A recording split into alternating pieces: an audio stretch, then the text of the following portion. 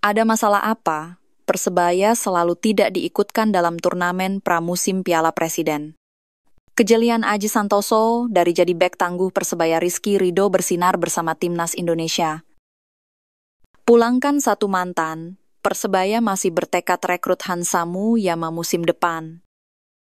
Sudah ikat kontrak, Persebaya amankan 18 pemain yang resmi untuk musim depan. Akhir dari kebersamaan, Bonek Mania menyayangkan kepergian Ardi Idrus.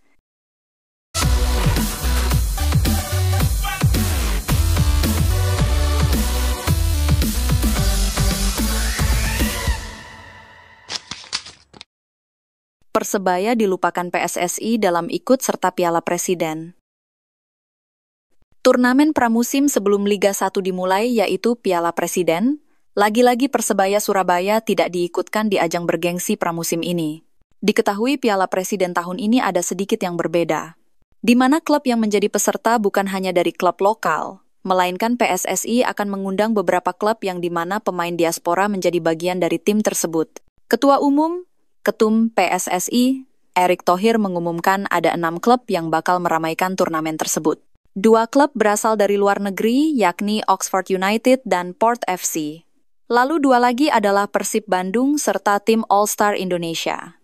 2 terakhir masih tahap finalisasi, jadi belum bisa diumumkan. Tidak hanya tahun ini Persebaya Surabaya absen keikutsertaan Piala Presiden, di mana tahun kemarin Persebaya juga tidak ikut. Alasannya kenapa juga belum tahu. Padahal Persebaya diketahui juga mempunyai banyak penggemar yang bisa meningkatkan penghasilan dari tiket. Meskipun Persebaya tidak ikut serta dalam Piala Presiden di bulan Juli nanti, Persebaya sudah punya agenda sendiri. Agenda tersebut adalah tur pramusim ke Australia. Kejelian Aji Santoso saat menjadi pelatih Persebaya. Persebaya Surabaya merasa beruntung pernah dilatih Coach Aji Santoso. Alasannya kenapa?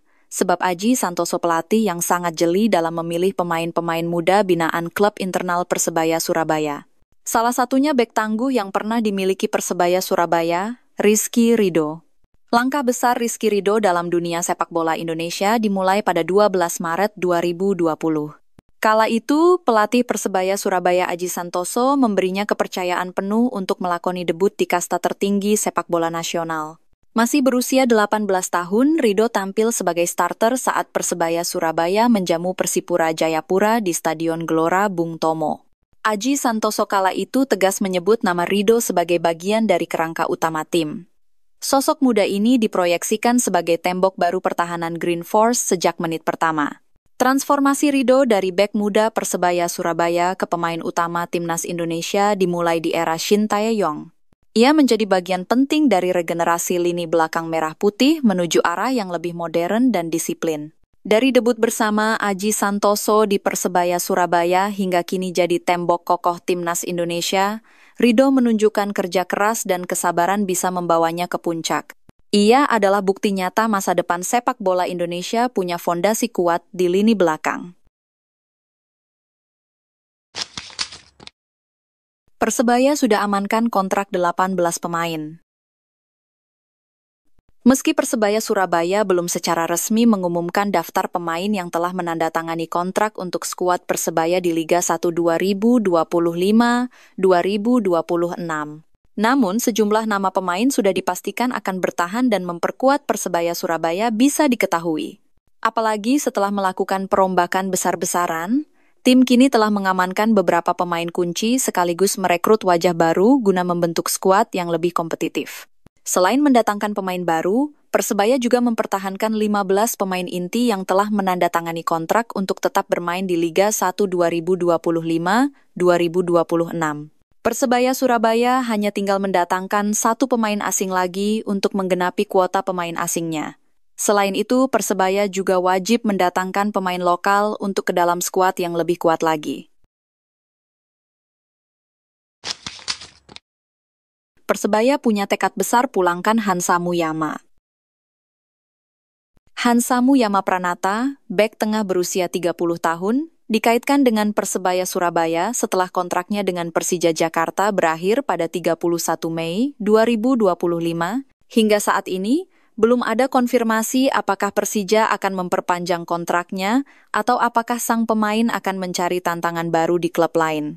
Jika rumor ini benar, maka Hansamu bisa menjadi salah satu rekrutan menarik bagi Green Force, mengingat ia pernah membela Persebaya dari 2019 hingga 2021 sebelum akhirnya hijrah ke Borneo FC dan kemudian Persija Jakarta. Hansamu Yama adalah salah satu bek tengah berpengalaman di Liga 1 Indonesia dengan rekam jejak yang cukup panjang. Musim lalu, Hansamu tidak mendapatkan banyak kesempatan bermain di Persija Jakarta. Hal ini menjadi salah satu faktor yang mungkin membuatnya mempertimbangkan untuk hengkang, mencari klub baru yang bisa memberinya lebih banyak menit bermain. Dengan Persebaya tengah membangun skuad baru, Hansamu bisa menjadi opsi yang menarik bagi Bajul Ijo, terutama dalam memperkuat lini pertahanan mereka. Bonek Mania menyayangkan kepergian Ardi Idrus.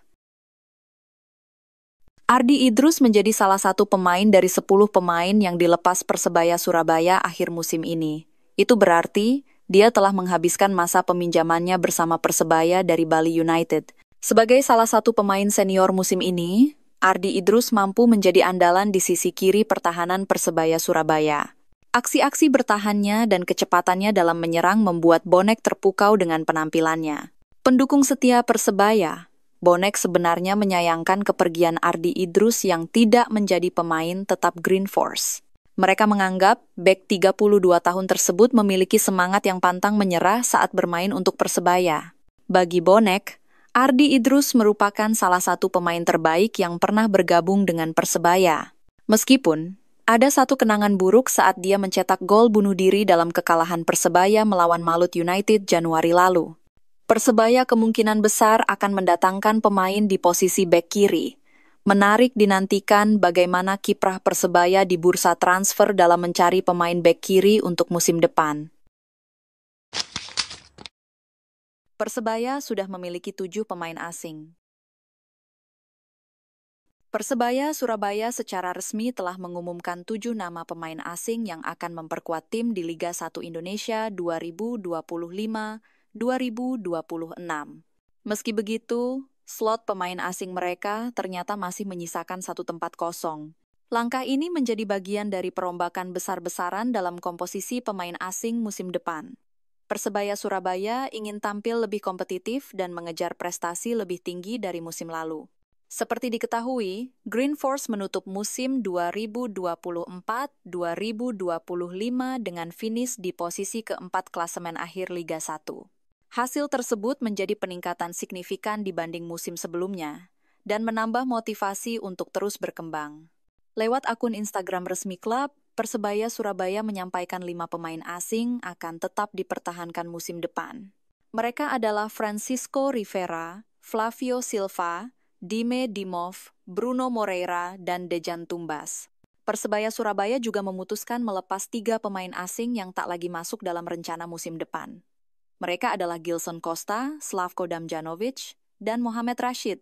Manajemen merekrut 2 nama baru yang diyakini punya kualitas mumpuni untuk bersaing di Liga 1, Risto Mitrevski dan Gali Freitas. Dengan hadirnya 2 pemain baru tersebut, total pemain asing Persebaya Surabaya saat ini mencapai 7 orang. Padahal, sesuai regulasi, setiap klub Liga 1 berhak mendaftarkan hingga 8 pemain asing. Eduardo Perez Moran siap kerja keras demi tim. Persebaya telah mengumumkan pelatih baru untuk kompetisi Liga 1 musim 2025-2026.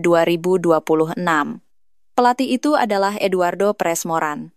Suatu kehormatan untuk bergabung dengan keluarga Persebaya. Saya tahu kekuatan para penggemar kami dan energi mereka yang tak tertandingi, tulisnya dikutip pada Jumat 6 Juni 2025. Selain merasa terhormat, mantan asisten Luis Milla di Timnas Indonesia itu juga siap bekerja keras.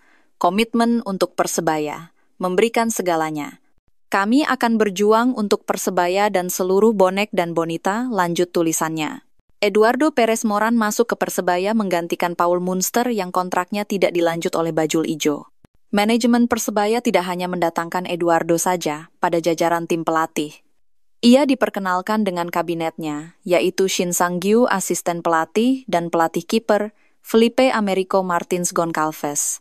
Uston Nawawi juga masih masuk jajaran tim pelatih. Ia menjadi satu-satunya asisten lokal di Persebaya untuk musim depan. Sosok striker asal Brazil bisa jadi opsi terbaik Persebaya. Sektor lini depan Persebaya Surabaya sepertinya butuh lebih banyak penguatan. Pasalnya, Flavio Silva yang digadang-gadang bakal menjadi mesin gol, justru hanya mampu mencetak 9 gol dari 33 pertandingan. Padahal, di musim lalu bersama Persik Kediri, dia mampu mencetak 23 gol. Persebaya sebenarnya bisa berharap pada pelapisnya, Rizky Dwi Pangestu. Namun, penyerang 26 tahun tersebut juga tak mampu mencuri perhatian. Rizky hanya menciptakan 1 gol dari 14 pertandingan yang dimainkannya. Sebelum Liga 1 Indonesia 2025-2026 dimulai, tidak ada salahnya Persebaya mempertimbangkan satu sosok ini menjadi opsi untuk menambah penyerang di skuadnya. Salah satu nama penyerang yang bisa jadi opsi adalah Matheus Fornazari, striker berasal dari Brazil. Matheus Fornazari kontraknya bersama Sukhothai FC akan segera berakhir. Matheus Fornazari yang dikontrak sejak awal musim ini akan habis kontraknya pada 30 Juni 2025. Yang menarik dari Matheus Fornazari adalah tinggi badannya yang mencapai 203 cm. Itu berarti kelebihannya sebagai penyerang bukan hanya terletak di tendangannya, melainkan juga pada kepalanya yang memungkinkannya mencetak gol melalui sundulan. Gimana dulur? Layakkah striker jangkung ini didatangkan manajemen untuk musim depan? Tulis pendapatmu di kolom komentar.